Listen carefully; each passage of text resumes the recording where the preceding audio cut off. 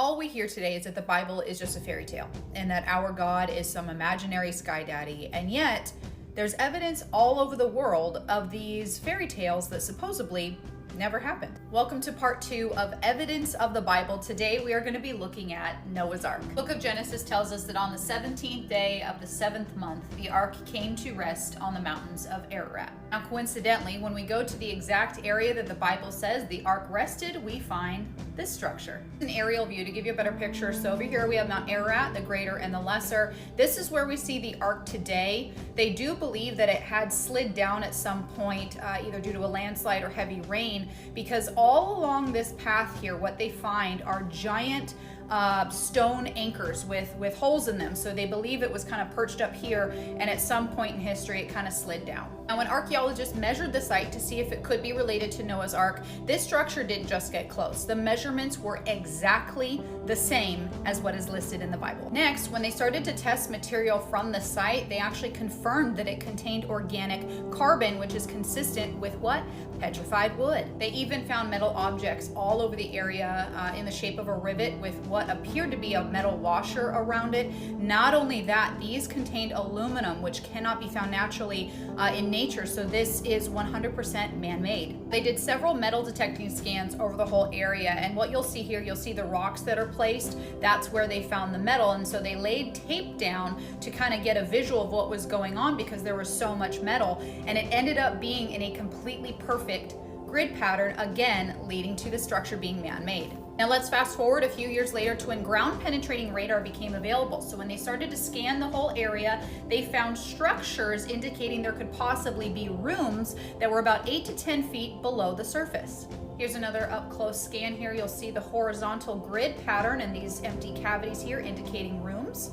Another scan. More scans even revealed an entire boat-shaped object beneath the earth. This scan even revealed a perfect 90-degree angle here that you'll see this wall right here. It was relative to apparently the middle deck of the boat. Now on this side, you can actually see 4 deck beams protruding, and they did test these and they came back positive for metal. And just like the scans, God tells Noah to build a room, so we see evidence of that. God also tells Noah to glue it together or pitch it, which is exactly what we see with a lot of these petrified wood pieces. There's evidence of glue or pitch on the ends and on the top. On the petrified wood pieces, there are also no growth rings. Evidence just doesn't stop. There's also petrified marine life in the area, which is quite obviously indicative of a flood, seeing that this area is 300 miles from the coast. So in the exact area that the Bible tells us the ark rested, we find a petrified wooden structure that dates back to the exact time the flood happened. It also matches the specifications of the ark perfectly. We also find metal all over the area that contains man-made aluminum. When they did scans of beneath the surface, they found rooms or cavities with perfect 90-degree angles, just like God instructed Noah to build. We also find fossilized marine life all over the area, which is indicative of the flood because this area is 300 miles from the coast. I don't know about you, but I'm pretty sure that they found Noah's Ark. It's funny, I was there, and I said to the Ark researcher, I said, "Are you absolutely sure this is Noah's Ark?" He said, "Well, let me answer it like this. It is 300 cubits long."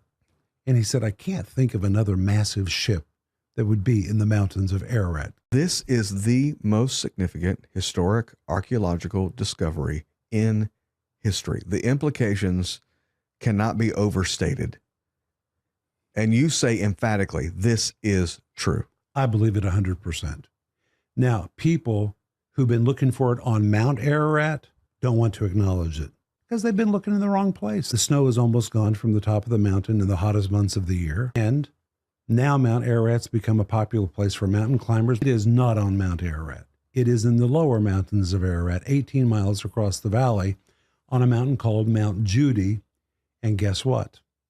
If you just go up from where the ark is laying, you will come to the ruins of the Silk Road. And the ancient writers clearly wrote that when people would travel the Silk Road, they would detour and go down the mountain to the ruins of the ark. That's exactly where it is. People have been looking at the wrong place all this time. Do you really honestly believe that you have been on the remains of Noah's Ark? I have no doubt in my mind this has to be a man-made structure. It's full of metal. The metal has a regular pattern to it, and the size of the thing and the shape of the thing is such that it's almost certainly a large boat.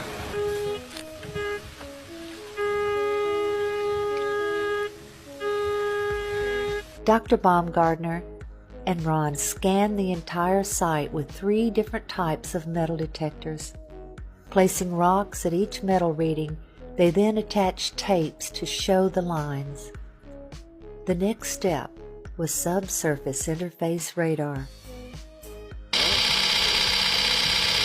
All right, the lines are there! The lines are there! Okay, we're gonna walk over, Yeah. take a look. Leave it running so everybody knows that we're not cheating here, right? You got it, Cole. Okay, now this is the west bulkhead. Okay, can you look through there and... All right, This is the west bulkhead. all right. That was over there. And he walked easterly. Here we start getting the longitudinal bulkheads. Here, here, here, here, here, here, here, here. Okay. Here.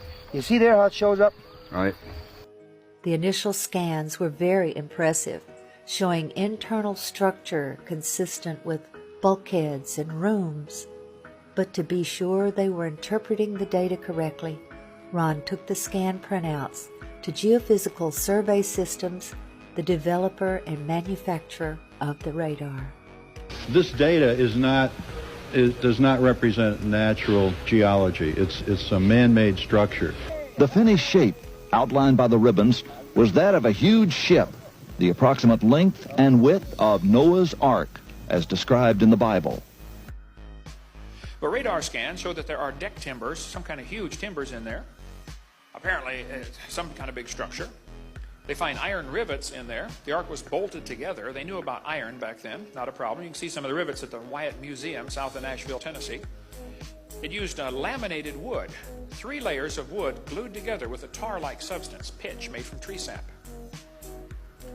And apparently it's like basic plywood, okay? Huge, thick layers of wood. Apparently the Ark landed close to Mount Ararat, got stuck in the mud. Everybody got off and left, and at some time later there was a mud flow or a lava flow that pushed the Ark down and broke the bottom off. It used to be way over here at the left at a little village called Kazan, which in Turkish means village of 8. Village of 8. Oh, wait a minute. There was 8 people on that boat.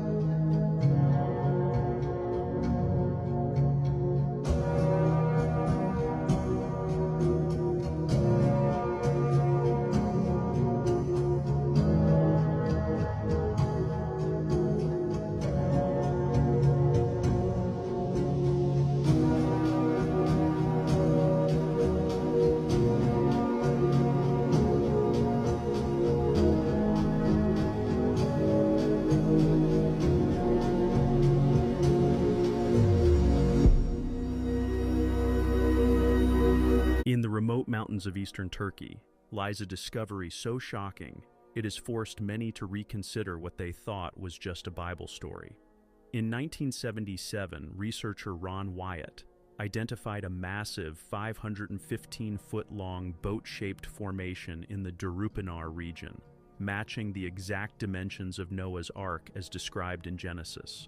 But it wasn't just the shape that caught attention. Ground-penetrating radar revealed an internal framework consistent with a man-made vessel. They discovered rib-like beams, deck structures, and layered compartments.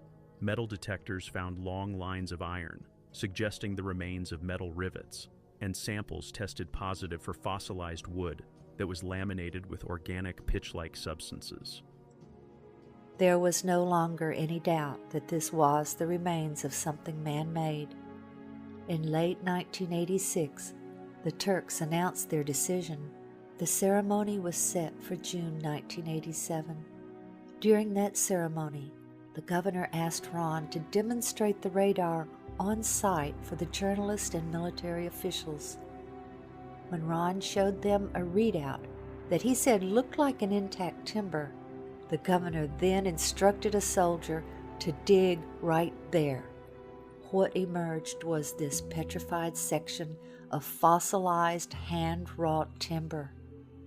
Sectioning showed it to be laminated wood, 5 layers of timber glued together with pitch, clearly visible oozing from the end. This fossilized specimen shows that rivets were used in its construction. Their analysis showed that they contained iron, titanium, and aluminum, among other things, very sophisticated alloys that would be resistant to water. What if I told you the oldest temple in the world, dated back to 9,600 BC, was actually built by Noah's family right after the flood, and carbon dating is off by 7,000 years? This is Göbekli Tepe, and everything you've been told about human history is wrong. Here's the proof. Göbekli Tepe shouldn't exist. Archaeologists say that it was built by hunter-gatherers in 9600 BC. But these hunter-gatherers somehow moved 20-ton stones, without wheels, metal tools, or even agriculture. They carved intricate animals with precision: lions, snakes, foxes, scorpions. Oh, and they aligned to constellations and knowledge that shouldn't have existed for another 6,000 years. Then they buried it, deliberately, like they were preserving evidence of something. But what? Here's what they're not telling you. Göbekli Tepe is in southeastern Turkey, just 300 miles from Mount Ararat, where the Bible says Noah's Ark landed after the global flood. According to biblical chronology, the flood happened around 2348 BC, not 9600 BC. So why does carbon dating say that Göbekli Tepe is 7,000 years older? Because carbon dating has a massive assumption built into it. It assumes the amount of carbon-14 in the atmosphere has always been the same. But what if there was a catastrophic event that changed Earth's atmosphere? Genesis 7:11 says, "The fountains of the great deep burst forth, and the windows of heaven opened." Translation: the entire atmosphere collapsed.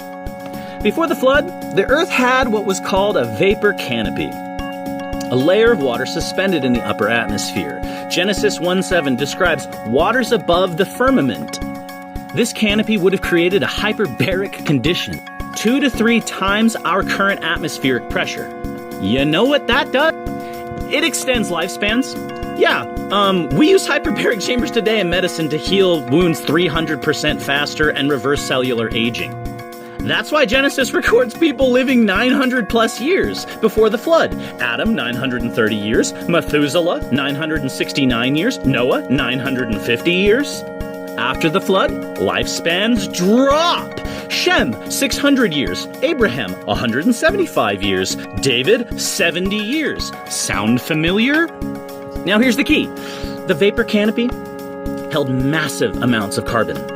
When it collapsed during the flood, it dumped all of that carbon into the oceans and atmosphere, diluting the carbon-14 ratio. This makes everything before and after the flood appear much older. If pre-flood atmosphere had 3 times the carbon dating would have inflated ages by 3 times. 9600 BC divided by 3 equals 3200 BC. Adjust for atmospheric recovery? You get 2300 BC, right when Noah's descendants would have been building. Get this. This is where it gets wild. Look at the animals carved in the pillars. Lions, foxes, boars, birds, scorpions. Why would you carve these specific animals into stone unless you were commemorating what you had just saved? Genesis 6:19, "Of every living thing you shall bring 2 of every kind into the ark to keep them alive." This isn't a random temple. This is Noah's memorial. The animals on these pillars, they're animals from the ark. Check this out. Using Fibonacci mathematics, nature's growth pattern, we can prove how 1,000 animal kinds from the Ark became 8,000 plus species today. The Fibonacci sequence: 1, 1, 2, 3, 5, 8, 13, 21, 34, 55. Each number is the sum of the previous two. This is how population grows naturally. Take wolves.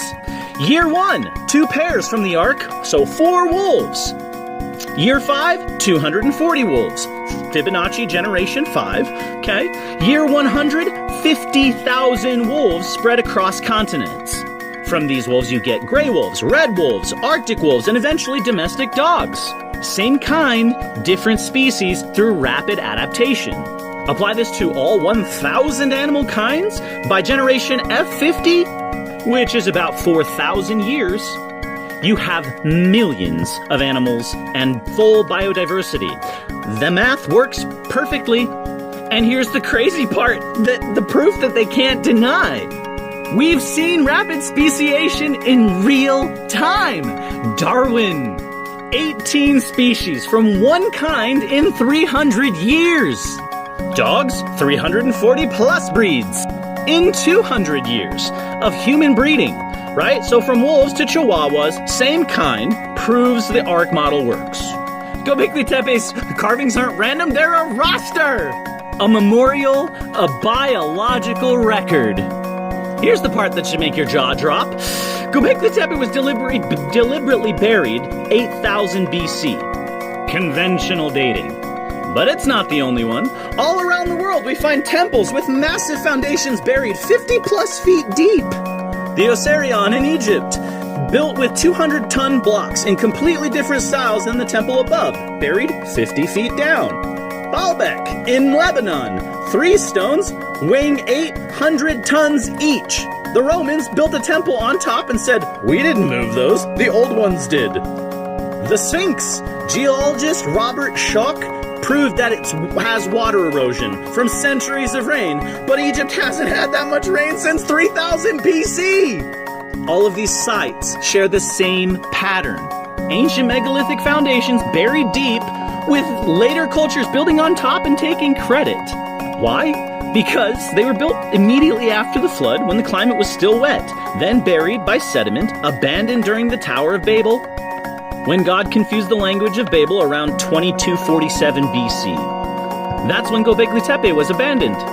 That's when all of these sites were abandoned and left behind. Let me connect all the dots. 2348 BC. Global flood destroys pre-flood civilization. Vapor canopy collapses. Atmospheric pressure drops. Carbon ratios change forever. This breaks carbon dating. Noah, his wife, his 3 sons, and their wives, 8 people, exit the Ark with 1,000 animal kinds. They land on Mount Ararat. 100 to 200 years later, Noah's descendants build Göbekli Tepe as a memorial. They have a pre-flood knowledge, astronomy, engineering, metallurgy. They carve the animals they save. They align them to the stars. They preserve a memory of what happened. Then, at Babel, in 2247 BC, God confuses their language. They scatter across the earth. Göbekli Tepe is buried to preserve it. So why does this matter? Because the official story requires you to believe that primitive hunter-gatherers who supposedly couldn't even farm yet somehow developed advanced astronomy, moved 20-ton stones, and carved with surgical precision. Or you accept that they weren't primitive. They were the descendants of a pre-flood civilization that was restarting humanity. Göbekli Tepe isn't the beginning of civilization, it's the restart button. Drop an emoji if this changed the way you see ancient history. Share this with someone who still believes we came from monkeys, because the truth is written in stone, literally. And as always, follow for more mind-bending content.